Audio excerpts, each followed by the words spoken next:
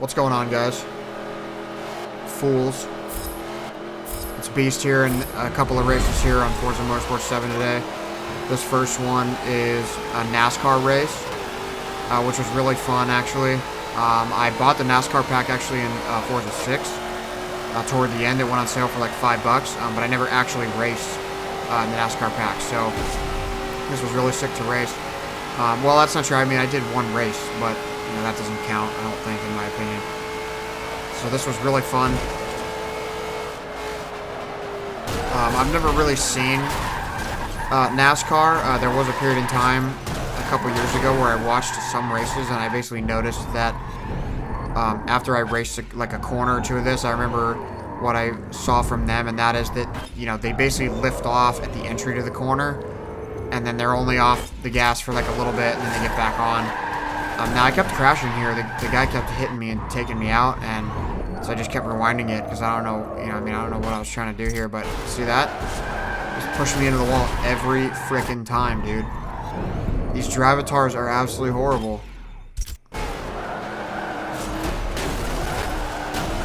And that was like, right there, I was like, alright, I got through. So finally. But so what I noticed was that these NASCAR drivers, the real NASCAR drivers, obviously, are driving in these things, and they're basically lifting off as they come into the corner, and then they're getting back on the throttle as they come out of the corner after a second. And so what you'll see is me doing that. You'll see me, not there, but you'll see me enter the corner, lift off, and then hold off just long enough to get back on the throttle as I come out of the exit to the corner. You'll see it right here. And see, I actually downshifted there. I was sort of experimenting around with it. Obviously, with 11 laps, I have plenty of time to figure it out, but I hadn't figured it out there yet. And I think that looks like Jimmy Johnson's car, right? I don't know who sponsors him, but it's just like that. See how I lifted off, and then I got right back on the gas. That's how you make it through. And like I said, I mean, I watched the real NASCAR guys do this, which, you know, NASCAR, to me, I've never really been a fan of NASCAR. I used to think it sucked, but since I've been into racing the last few years, I really realized how cool it is. I mean, you know, obviously, they're driving in a circle or a square, but you know, to be able to go 200 miles an hour, like bumper to bumper with a bunch of other cars and go 3 wide through these corners is really insane. But you know, racing the Indianapolis 500 a couple years ago on Forza 5 when they did that multiplayer hopper, where it was literally a 2.5-hour race, 225 laps of Indianapolis Speedway in the Indy cars. Ever since then, I've really had a lot more respect for what these guys do. And so as you'll see, I pretty much had already figured it out by this point.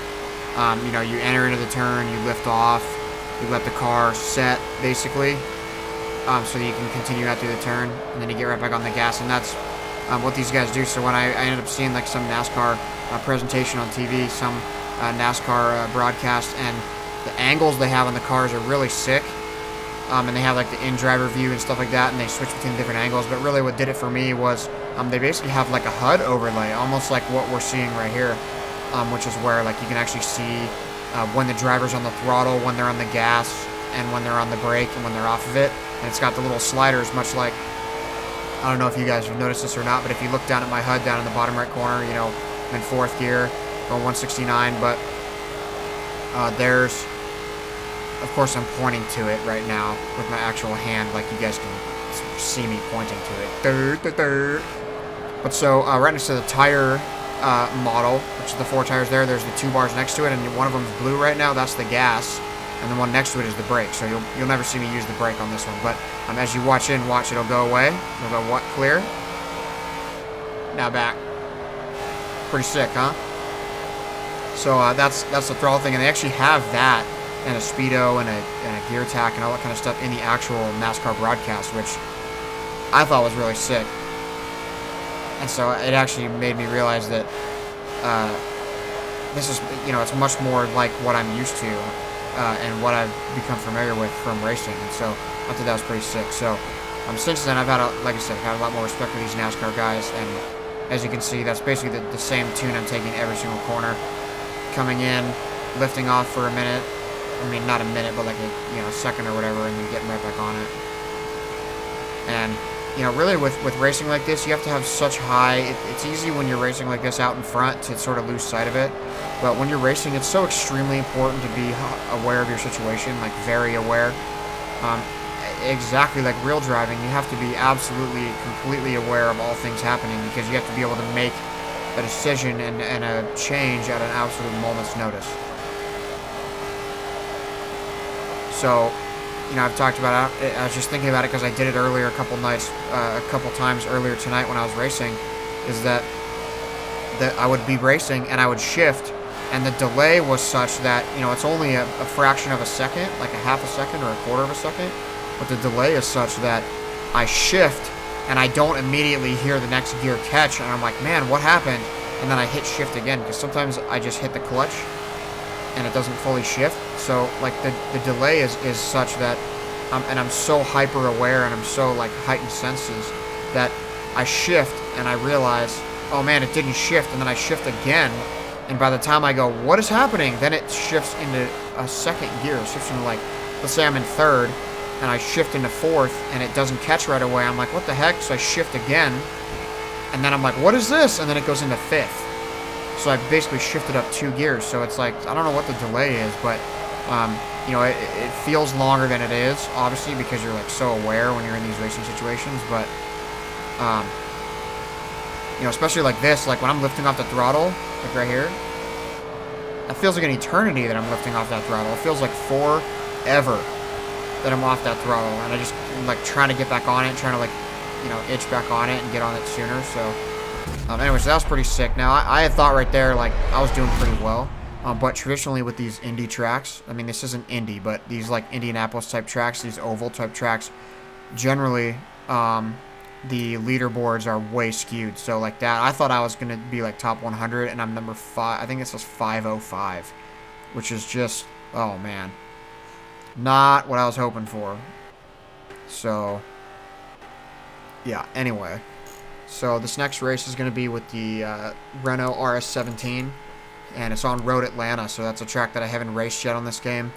And I'm just sort of getting a baseline for my tune. I still am working on the tune, so I basically took it to Road Atlanta, which is one of my favorite tracks, and I know how to do Road Atlanta. I'm pretty familiar with it, and so I figured I would try it out here and sort of give myself a feel for what that would be like. And it wasn't terrible, honestly, but I'm noticing a trend with my tune where it tends to, see, like right there I was doing brakes, which is not necessary. And this first level, I'm just kind of taking it easy for the first half, just trying to warm up my tires, just trying to make sure I get some full grip. But I'm noticing this issue where I'm having real bad understeer when I'm off throttle. So let's say I'm taking a turn. As I'm turning, I'll come off the throttle to sort of, like, give myself a little bit of extra, like, watch, you'll see right here. Look how far the car pushed out to the outside. Like, that's just horrible. So it's an off throttle, so let's say I'm taking a turn, I come into the turn, I'm in the middle of the turn, and then I'm going too far, so I lift off the gas. The car will continue to push out to the outside of the turn, and I'm missing a lot of turns because of it. You'll see it right here again, too. Well, not this first lap, but pretty much every lap after that, that turn right there, that left-hander, at the end of that straight, I'm messing up pretty much every single time. And I was really struggling with it. So, I mean, I only did 8 laps, it's only like 9 minutes, so I really didn't race this much at all. So that was one of the issues I'm noticing with my tune. And this one I end up being ranked 35th, which is not very good. I mean, it's good, but, you know, for where I should be, and that was a really good turn right there. For where it should be, it's not very good. I should be ranked a little higher than that. But, I mean, again, I guess I only raced 30 laps. I guess I only raced 8 laps. So, you see how far the car pushes there? Like, it has no turning. So, not really sure what that is. I messed with a differential, which affects how the car behaves on and off the throttle as you're going through a turn.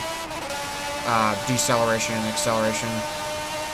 Because we're talking about locking the inner tires and outer tires at different rates. So see that? See how deep I went into that corner? And then I mess up this corner. Every single lap I kept doing that. And I couldn't figure out why. So I'm just noticing this issue. That's one of the things. And then also the car, although the car's twitchy, handling-wise, the left-right, and that was when I figured out that I didn't need to brake on that corner. The left-right responsiveness of the car is really sluggish. So if I'm driving in a straight line and then I swerve right and then swerve left, the initial swerve right is fine, no issue, but as soon as I try to swerve back left, there's just a delay, a sluggishness where the car just kind of body rolls and doesn't really go back. It's kind of sloppy.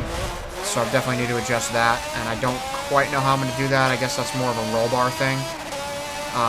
But also, you know, some like camber and toe adjustments and stuff like that are probably in need, are called for, because I haven't touched those yet. But so you'll see it again here. Honestly, that was the one that I didn't mess it up. This was actually one of my best laps right here.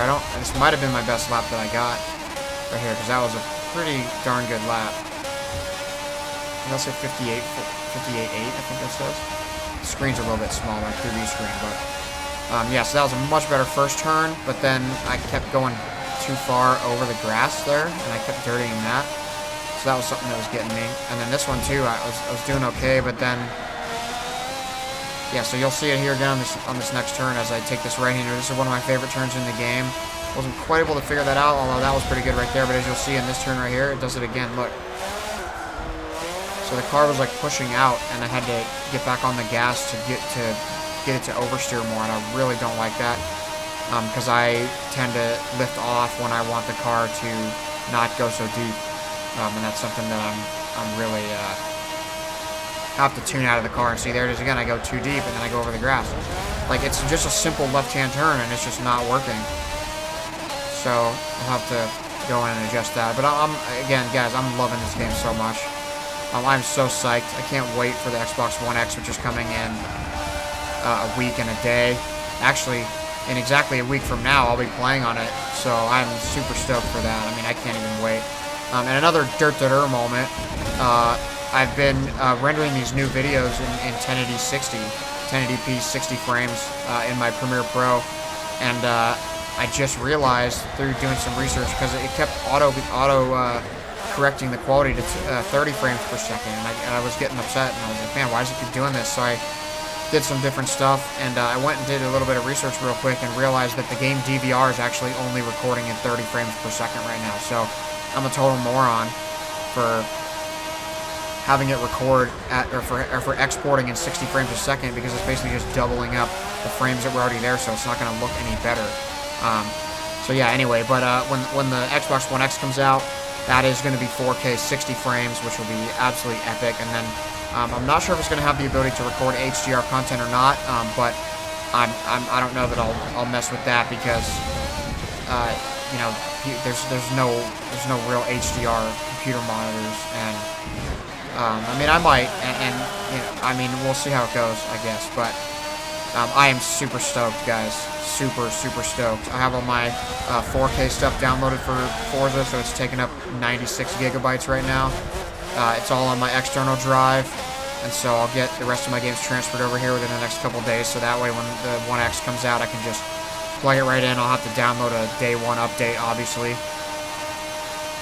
Who knows how big that'll be, but then I'll be bringing you guys some absolutely awesome 4K content, which is going to be just, man, I can't wait. The quality is going to be so good. I can't wait to see it, and I just can't wait to continue racing this game. I'm loving it so far.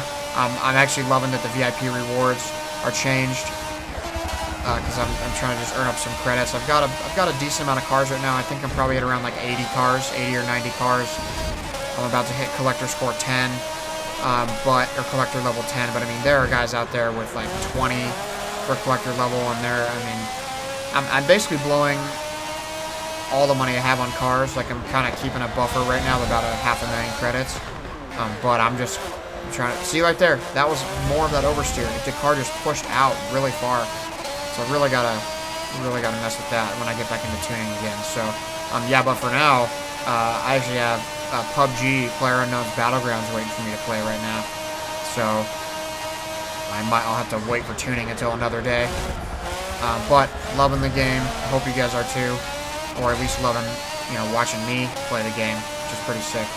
So thank you guys for being here. Thanks for checking it out. There's plenty of other videos on my channel if you want to check out some other content. And subscribe if if you like my content, and check back soon for another video. I really appreciate it, guys. Thanks so much. Catch you next time.